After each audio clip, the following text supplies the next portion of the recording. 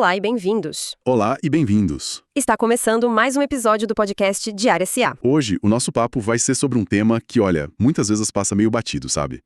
Mas que, historicamente, é gatilho para alguns dos maiores ciclos de valorização da Bolsa. A gente vai falar do impacto da queda dos juros nas empresas mais endividadas. Exatamente. Aquelas que o mercado chama de alavancadas, né? E assim, não é um efeito pequeno, é um impacto gigantesco. É gigantesco. A gente vai mostrar como essa redução na taxa de juros pode, primeiro, impactar o lucro e depois, de uma forma ainda mais poderosa, o valuation dessas companhias. E isso acaba criando um cenário, assim, muito positivo para o acionista. É uma análise fundamental para entender o momento atual do mercado. Então, se esse assunto te interessa, já aproveita para seguir o Diário SA e não perder nenhuma análise. Isso aí? Bom, para a gente começar, vamos entender o cenário de juros altos, que foi a nossa realidade por um bom tempo, né? Pois é. A gente vê muitas empresas hoje com a operação redondinha, gerando receita, vendendo bem, mas aí você olha a última linha do balanço e o lucro Não aparece. Simplesmente sumiu. sumiu. O que está acontecendo aí? O que acontece é que uma parte enorme do resultado operacional, do EBITDA, está sendo, assim, drenada para pagar o custo da dívida. Entendi. É como se a empresa gerasse muito valor, sabe? Mas esse valor fosse direto para o bolso do credor, do banco, na forma de juros. É tipo um imposto invisível sobre o lucro, então. É a definição perfeita, um imposto invisível. O dinheiro não chega no acionista,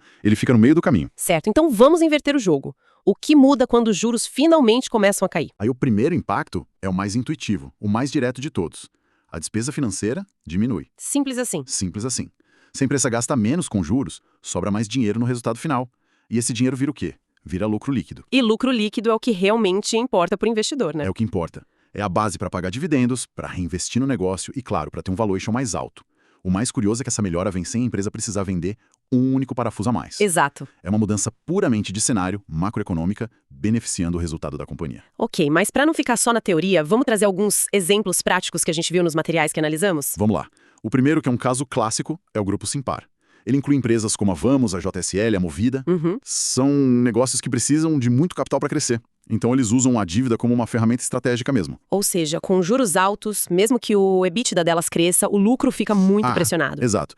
Já num ciclo de queda de juros, o mesmo EBITDA gera muito, mas muito mais lucro. É um efeito quase desproporcional, sabe? Uma alavancagem que joga a favor. Entendi. E outro setor que foi mencionado é o de papel e celulose, com gigantes como Suzano e Klabin. Isso.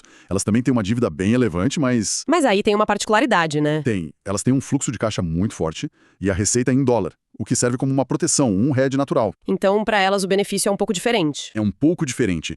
A queda dos juros aqui no Brasil diminui o custo financeiro do que elas têm de dívida em reais e melhora a percepção de risco do país como um todo. E isso impacta positivamente o valuation. Faz sentido. E, por fim, um setor onde a dívida é quase parte do modelo de negócio, o setor elétrico. Ah, sim. No setor elétrico, a lógica é outra. A receita deles é muito previsível, com contratos de longuíssimo prazo, reajustados pela inflação. É quase um reloginho. É um reloginho. Então, eles conseguem usar o endividamento de forma muito mais segura, mais racional. E para eles, a queda dos juros significa, de forma bem direta, mais lucro e menos risco percebido pelo mercado. Agora, aqui é onde a coisa fica realmente interessante. Porque tem um segundo efeito que é... ainda mais poderoso e que muita gente ignora. Exato. Agora a gente entra na mágica do valuation. É a questão da taxa de desconto. Ok.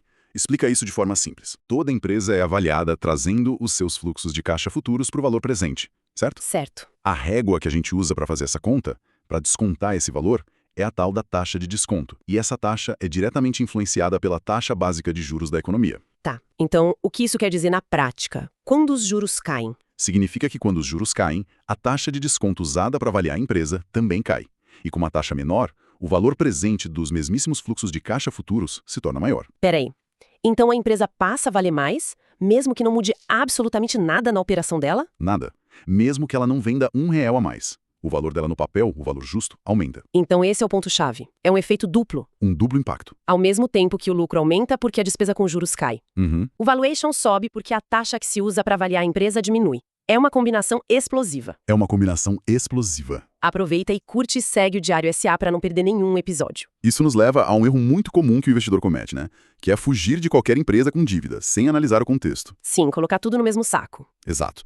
A dívida por si só não é o problema. O problema é a dívida cara, num ambiente de juros altíssimos, sem uma geração de caixa forte para suportar aquilo tudo. Claro. Quando o cenário macroeconômico vira, como num ciclo de queda de juros, essa mesma dívida, que era vista como um risco, pode virar uma alavanca poderosa de valorização. Perfeito, vira uma alavanca. O que era peso vira propulsor. Fica a reflexão então. Os ciclos de queda de juros costumam marcar grandes altas na bolsa, principalmente para essas empresas. E a pergunta que a gente deixa no ar é: Será que o mercado já precificou completamente essa mudança de cenário ou ainda existem oportunidades sendo ignoradas por aí? Episódio criado por Clayton, o criador do Diário SA. Até o próximo episódio.